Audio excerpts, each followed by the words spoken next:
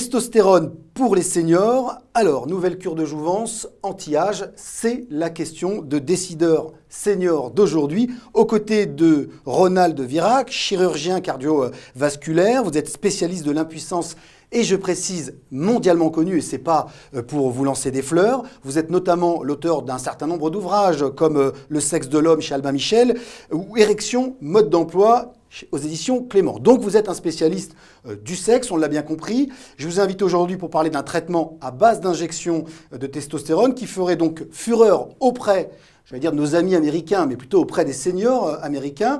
On est là pour comprendre s'il s'agit donc d'un phénomène de mode ou d'une véritable cure de jouvence. Est-ce que c'est finalement l'espoir anti-vieillissement dont on parle beaucoup pour nos aînés? Je ne parle pas de la testostérone, mais on cherche toujours évidemment à ralentir le processus de vieillissement. Alors d'abord, petite précision, cher docteur, qu'est-ce que la testostérone? C'est une hormone, c'est-à-dire un produit qui est dérivé, ou qui est produit plutôt par le testicule et qui va être déversé directement dans le sang. C'est pour ça que ça s'appelle une hormone. Quelle est la fonction de la testostérone?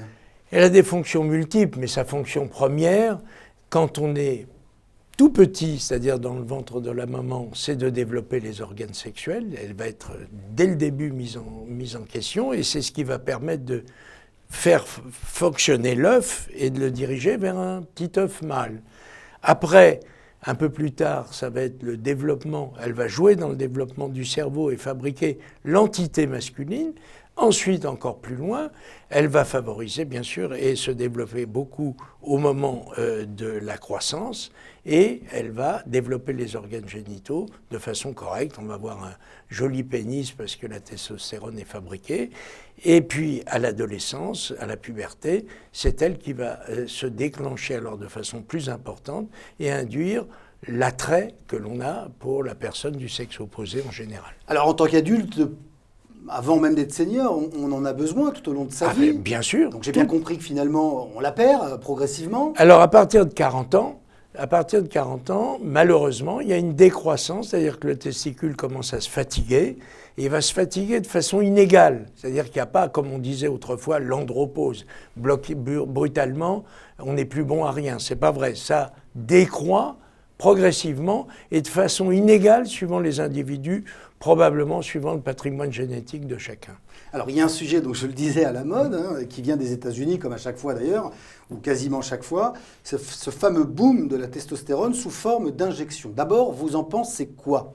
Mais je pense que c'est un élément indispensable de la lutte, entre guillemets, sur les effets néfastes du vieillissement. Ce qu'il faut comprendre, c'est que la testostérone, lorsqu'elle diminue, c'est pas seulement sur notre désir sexuel que ça va agir ou nos performances, entre guillemets, sexuelles, mais également sur tout des tas d'autres fonctions dans lesquelles la testostérone et ses dérivés agissent. Lesquelles? La peau, qui devient glabre, les muscles, qui deviennent beaucoup moins costauds, le cœur, qui peut se fatiguer. Là, il y a un grand débat dont on pourra dire un mot tout à l'heure. Est-ce que c'est bon ou pas bon? Et puis, les phénomènes, les interférences avec un certain nombre de métabolismes. Par exemple, si vous êtes diabétique, eh bien, vous allez baisser votre taux de testostérone et c'est mauvais, et plus rapidement que seulement les effets de l'âge. Est-ce que vous êtes, ça ne répond pas concrètement à ma question, mais est-ce que finalement c'est une hormone intéressante à donner sous forme d'injection aux seniors à partir de 50 ans? Bien sûr, c'est intéressant, à condition d'en manquer. Ce qui manquait au reportage qu'on a évoqué tout à l'heure, qui a lancé un peu le débat en France. Oui, c'était sur France 2 il n'y a pas très longtemps. Ouais, on le comprend très bien. C'est que si on ne dose pas cette testostérone, on ne peut pas savoir si vous en manquez. Donc il y a des signes. Ça s'appelle le déficit androgénique lié à l'âge.